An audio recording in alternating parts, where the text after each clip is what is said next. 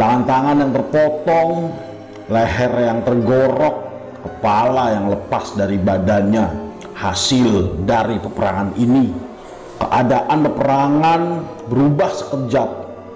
Yang nampak adalah harta emas yang melimpah ruah. Assalamualaikum warahmatullahi wabarakatuh. Apa kabar teman-teman semua? Semoga teman-teman dalam keadaan baik-baik saja tentunya. Saya doakan teman-teman diberi kesehatan dan berlimpah rezeki.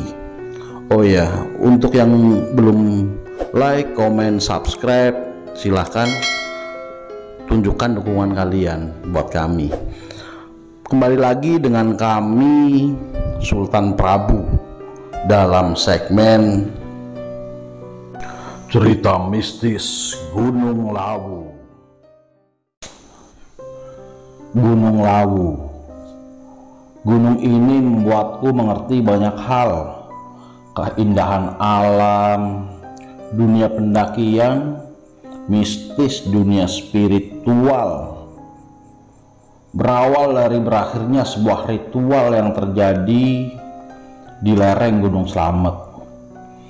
Ritual sayembara kucing telon, kucing jantan yang memiliki 3 warna, bertujuan untuk menuju zona kaya, pencarian harta, kekayaan untuk mereka.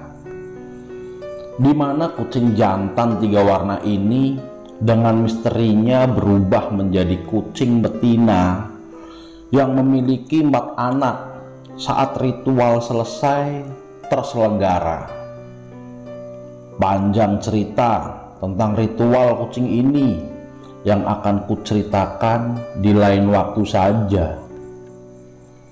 Romo, kami memanggilnya Romo, seorang guru spiritual dengan keilmuan yang mumpuni dan tak diragukan lagi.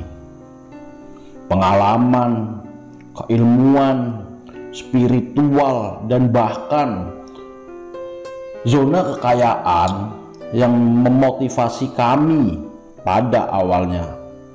Tapi setelah perjalanan ke Lawu ini, motivasi zona kaya ini berubah menjadi pengalaman dengan harapan berkah sampai sekarang ini.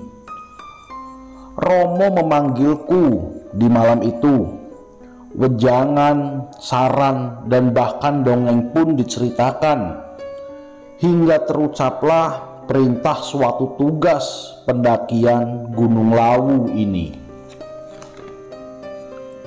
Bersama sahabatku, tugasku emban, yaitu Imam, Goni, dan Watno.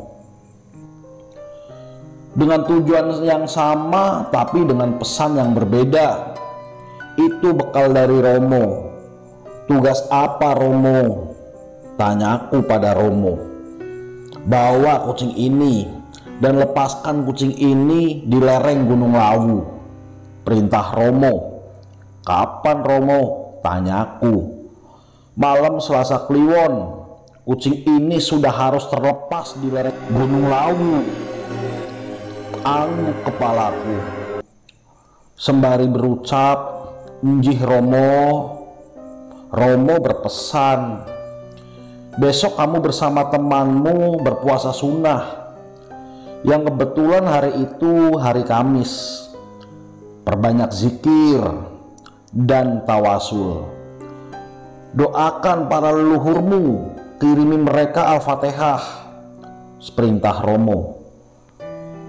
Dari baginda Nabi Muhammad Shallallahu Alaihi Wasallam sampai beberapa terah keturunan kerajaan yang tertulis di tawasul perguruanku, semua kudoakan. Satu persatu dari kami dipanggil oleh Romo dengan pesan yang berbeda-beda. Penasaran sebenarnya kenapa ritual yang berawal dari lereng Gunung Slamet tapi dilepaskannya kok di Gunung Lawu, tanyaku dalam hati. Memang benar ritual ini penuh misteri. Ku cari tahu banyak hal sebelum pendakianku. Ternyata Mistosnya, gunung tersebut menjadi tempat moksa Raja Brawijaya dan menghabiskan hidupnya sebagai pertapa. Hal yang kudapatkan dari sebuah cerita itu justru membuatku penasaran dan tak sabar untuk mengemban tugas spiritual, melakukan pendakian ke Gunung Lawu hari Minggu, tepatnya di waktu itu Minggu Pon tepatnya, untuk kami patokan weton. Itu kebiasaan orang-orang Jawa yang menghitung hari. Berempat kami mengemban tugas dari pendakian spiritual ini. Aku, Imam, Goni, dan Watno. Pukul 11 malam segala sesuatu kita persiapkan dan tibalah waktu kita menuju perjalanan Gunung Lawu. Baru 1 jam perjalanan, keanehan sudah muncul. Dari deras hujan yang mengguyur, wangi melati pekat tercium dalam mobil kami. Hal ini menjadi sesuatu yang biasa untuk kami. Mungkin Ibu Ratu hadir, celetuk Watno malam itu. Oh ya, mungkin Wat, semoga lancar perjalanan kita ya. Jawabku, insya Allah, amin. Sambung jawaban Iman dan Goni yang mengamini berbarengan.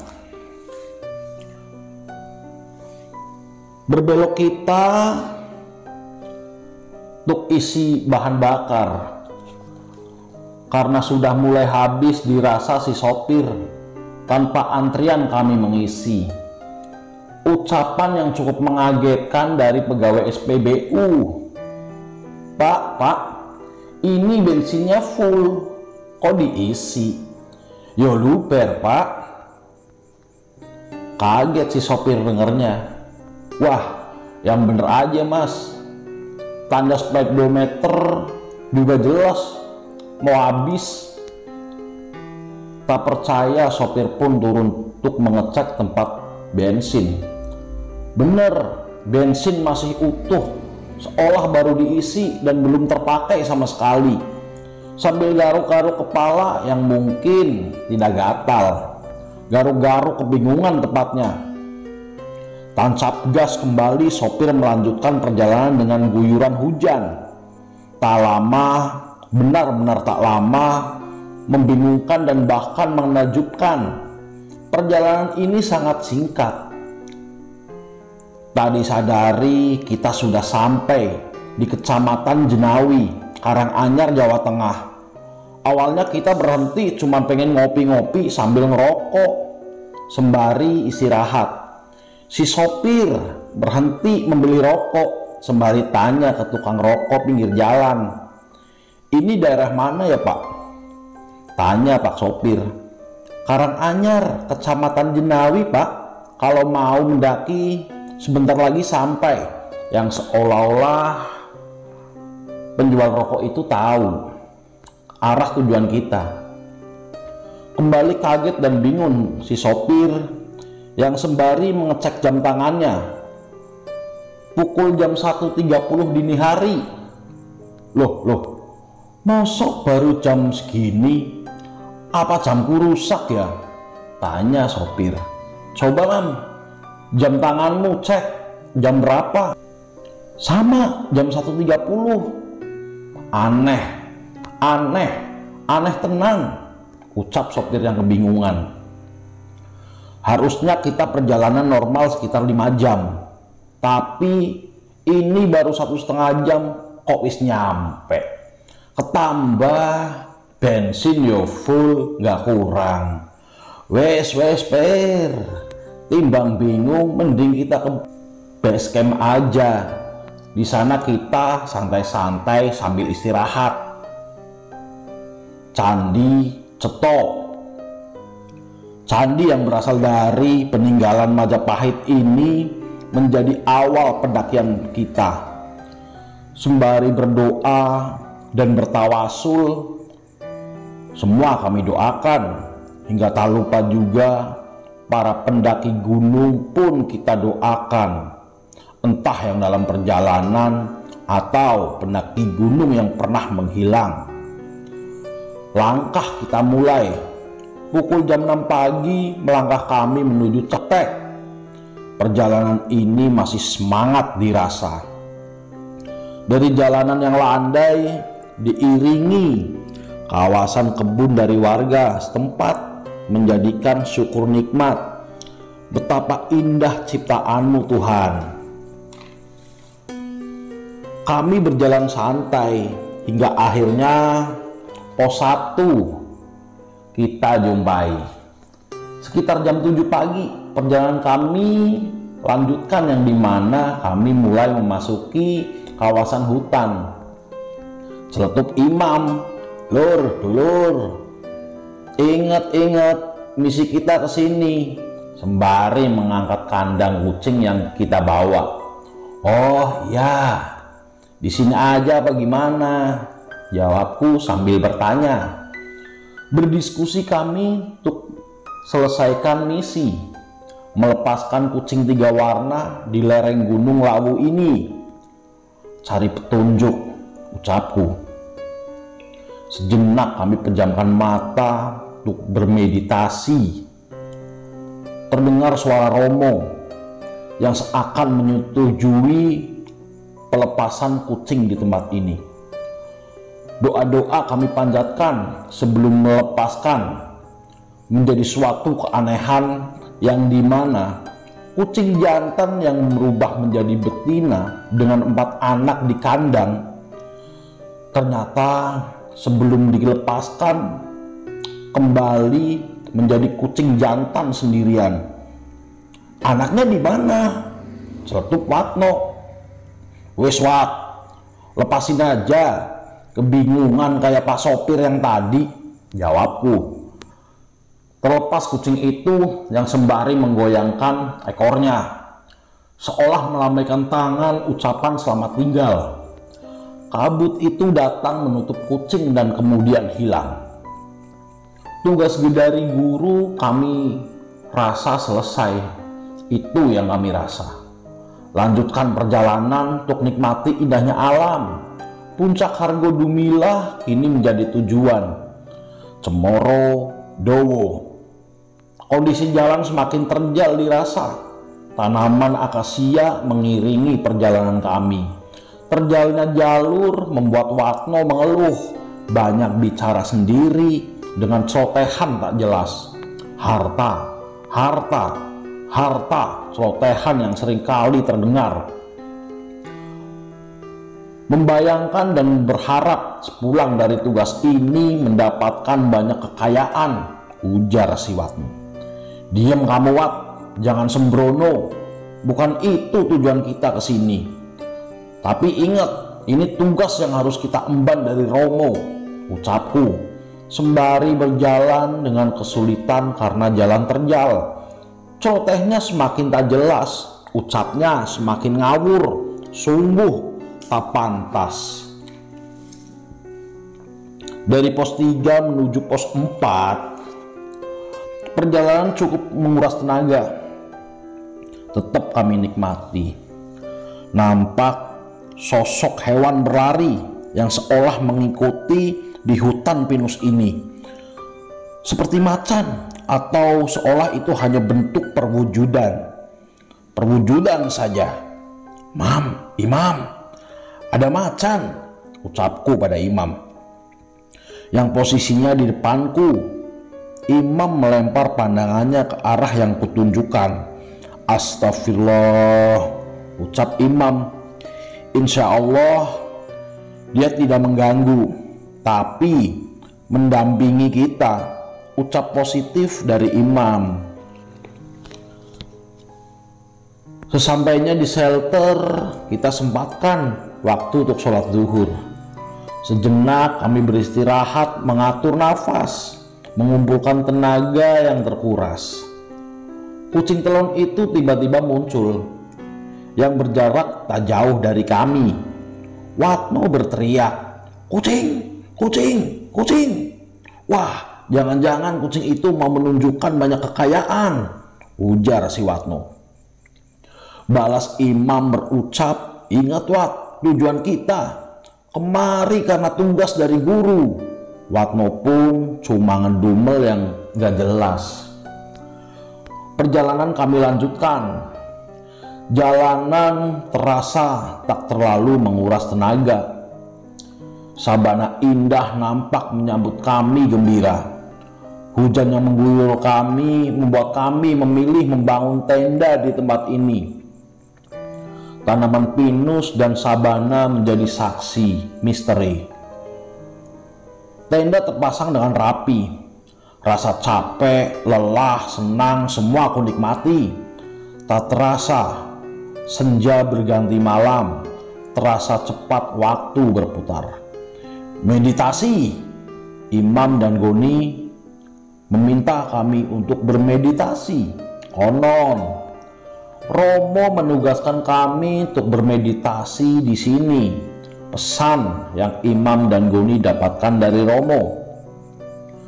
Doa kita lakukan sebelum meditasi hingga akhirnya meditasi ini terjadi.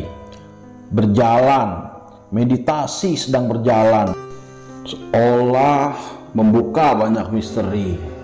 Ini ilusi atau hanya sugesti dari fokus kami yang tak terkendali. Peperangan yang terjadi nampak jelas di depanku, tanpa tanda, tanpa tenda, tanpa ada pendaki, seolah hanya kami yang berdiri menjadi saksi peperangan ini. Suara-suara pedang yang saling benturan, sebilah pedang yang saling menebas tubuh lawan, darah peperangan, darah berceceran, teriakan kemarahan, rintih kesakitan, kekejaman, dan semangat peperangan. Itu yang kami lihat. Kuda-kuda berlarian ditunggangi para prajurit berbadan kekar, datang berputar, berputar mengitari kami seolah mau menjaga atau ingin menyandera kami. Di situ ketakutanku mulai bereaksi, sifat takut sebagai sesuatu yang manusiawi. Suara Romo tiba-tiba terdengar jelas. Lanjutkan meditasi, konsentrasi. Kami pun tetap terpaku dalam keadaan itu, seolah tak bisa lepas dan tak mampu berpaling dari keadaan ini. Tangan-tangan yang terpotong, leher yang tergorok, kepala yang lepas dari badannya, hasil dari peperangan ini. Datang prajurit bertubuh besar, kekar, ikut serta mendampingi para prajurit yang mengitari kami. Tetapnya seolah bengis memandang Watno. Keadaan peperangan berubah sekejap. Yang nampak adalah harta emas yang melimpah ruah. Watno teriak kegirangan seolah ingin mengambil dan memasukkan dalam tas kerilnya. Dikeluarkan semua isi tasnya untuk diganti. Harta yang tertumpuk nyata. Jangan diambil atau kamu bisa menjadi tumbal pesugihan, teriak Goni sembari menarik tangan Watno. Watno tak peduli, benar-benar tak peduli. Watno terlalu berambisi untuk kuasai harta ini. Astagfirullah, Wat, ini bukan tujuan kita. Ingat pesan Romo, ucapku. Kami bertiga menyeret paksa tubuh Watno yang terus meronta melawan kami. Teriakan kekayaan, emas, harta terus menerus Watno ucapkan. Tak peduli menjadi tumbal pesugihan. Goni dan Imam menengadahkan tangan, berdoa ataupun membaca rapalan. Pukulan keras menghantam punggung Watno. Dari telapak tangan Imam dan Goni jatuh tersungkur si Watno. Tergeletak. Si Watno tergeletak yang lalu kita tarik tubuhnya dalam keadaan sadar. Teriakan terdengar keras. Sosok orang-orang yang ditarik, diikat, dan diseret kuda itu jelas kami lihat. Siksa, mereka nampak disiksa.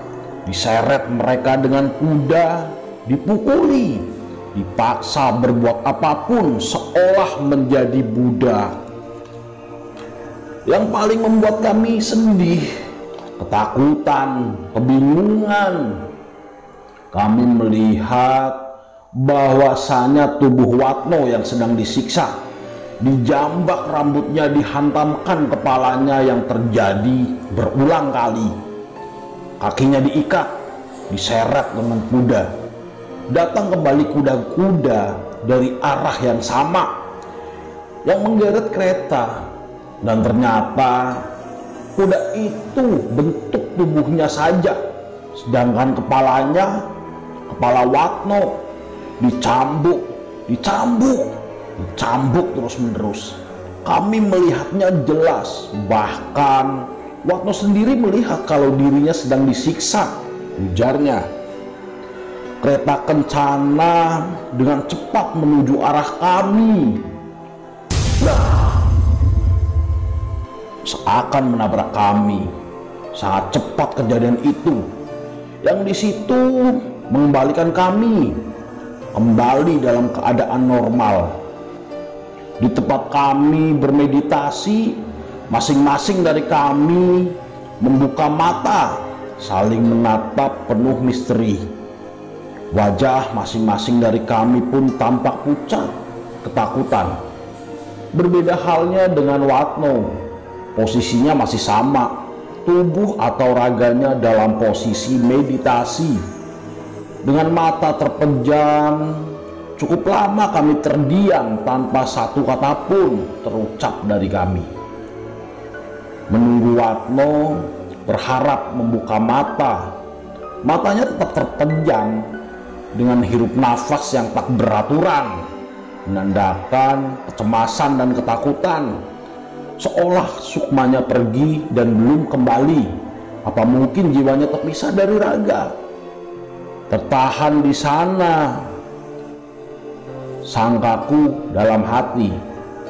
Solawat kami bertiga wiridkan.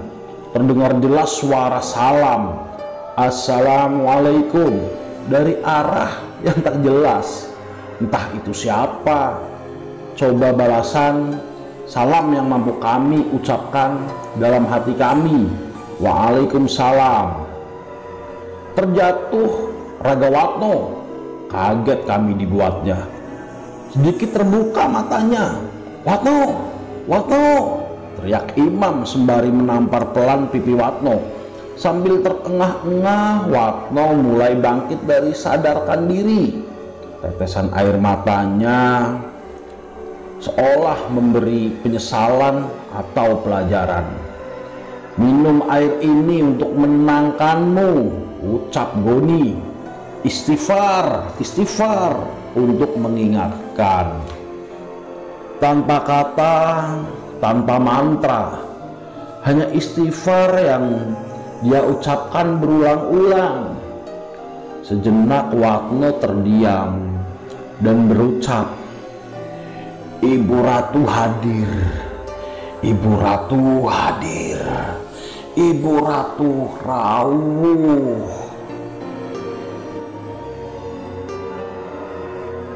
Penasaran? Penasaran dengan kisah selanjutnya? Tunggu di part berikutnya. Untuk teman-teman jangan lupa komen, like, subscribe, dan tekan tombol loncengnya. Terima kasih. Assalamualaikum warahmatullahi wabarakatuh.